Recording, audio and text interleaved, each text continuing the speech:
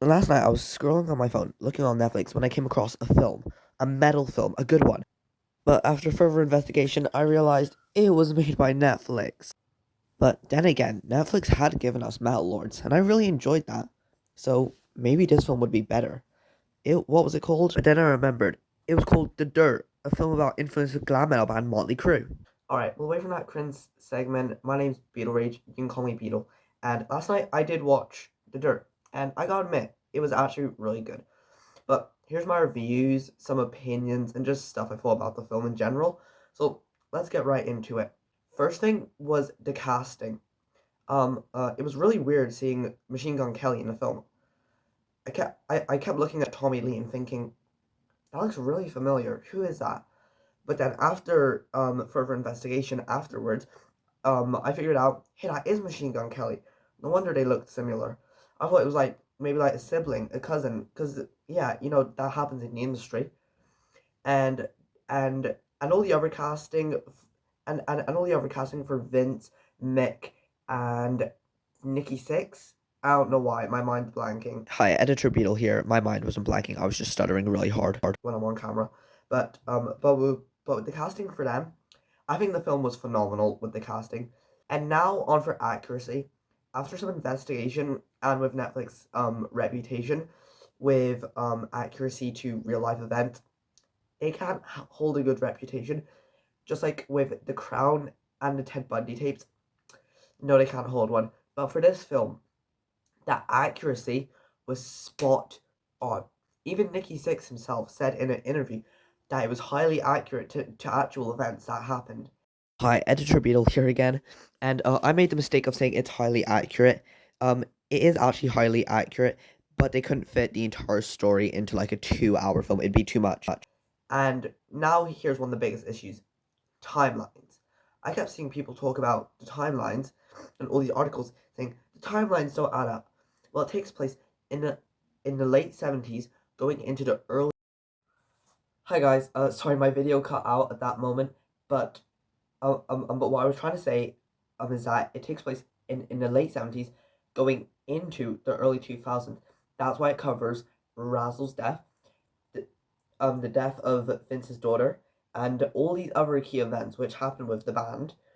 Um, yeah, but like that's a simple issue, and Netflix couldn't fit so much stuff with a big band into a 2 hour film. So we can raise our pitchforks, start stabbing all the executives. Like, you got it wrong. You're spitting on Motley Crue. No, Motley Crue themselves, Nikki Sixx said, yeah, it's really accurate, and that's good. Because if the band themselves are actually happy with the film, unlike Lords of Chaos got a lot of shit wrong. It was based off a book which was notoriously known for being inaccurate. The book it's based off is notorious for being inaccurate. But The Dirt, way better. The band themselves, no, not glaze. They praise. I don't know why glaze came to mind, but they praised the film for being so accurate. Nikki Sixx said that it was very accurate to actual events, and it was just filmed way better. But in terms of a film, I think in terms of a film, I would pick both. Like, I would say maybe The Dirt, maybe Lords of Chaos. I like Lords of Chaos as a film. It is not accurate at all. I hate that it's inaccurate.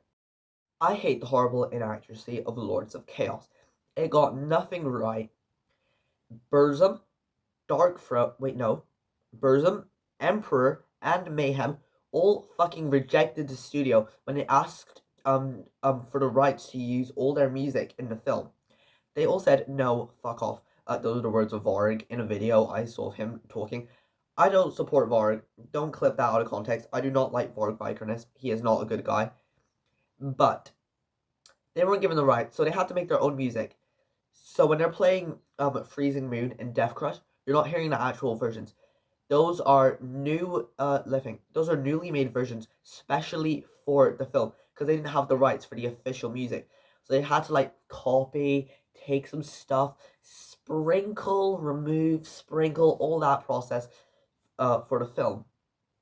But in terms of a film, I find it very enjoyable. I find myself rewatching it all the time because I enjoy to watch it. I don't think it's a good film. I don't think it's wait, no. I think the film is good. I just think the accuracy is such a piss take.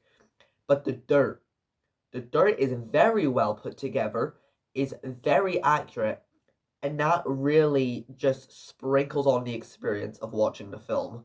And I think that is one of the most important things um with a film based on true events. A good film and accuracy. You always need accuracy because you're not telling your own story. You're telling someone else's, so you're gonna hurt people. Apart from all that waffling, I think The Dirt is an amazing film. It tells the story very well. I didn't realize how inappropriate the film would actually be when I watched it, so I was a bit like, okay, what the fuck is happening? But but but then when I realized that it got a lot of stuff right, I was like, oh, I guess thumbs up. But yeah, I think the film is amazing. I give it an 8. Wait, no, I think.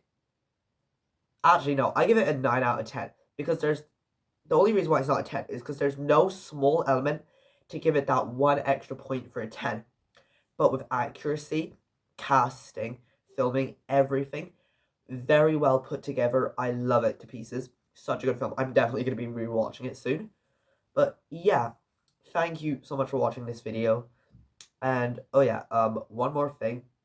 You may have noticed in this video that I stutter and play with my hair a lot. Uh, I just don't see the point in cutting out my own stutters because they're natural. I don't think I should be covering them as if I'm ashamed of them because I'm not. They're something that come natural to me. And playing with my hair is just a stim. It's just something I do to stim because I can't just stay still forever and I can't just pick stuff up on camera or if I'm talking to someone face to face. I can't just look around. I can't just like basically ignore them. So I play with my hair. I pull it round, I fix it. I just do this. This is just stuff I naturally do. It's not me like thinking like, oh, I'm so handsome, that. Yeah, it's not that. And my hair is like my favorite part of myself. So wait, let me think. And my hair is like my favorite part of myself. I take a lot of pride in my hair because I love it. My mom loved it, and a bunch of people I know love it. And me myself is my own hair. I'm really proud of it. I really like it. So I like to play with it. I like to make sure it looks really good. But also playing with it is just like naturally becomes something I do. So I won't realize if I'm like pulling down the ends, if I'm like pulling it like from the front, from the sides. That's just like not something I realize I'm doing until I like actually acknowledge that I'm doing it. So yeah, so you'll probably see that in more of these long form videos.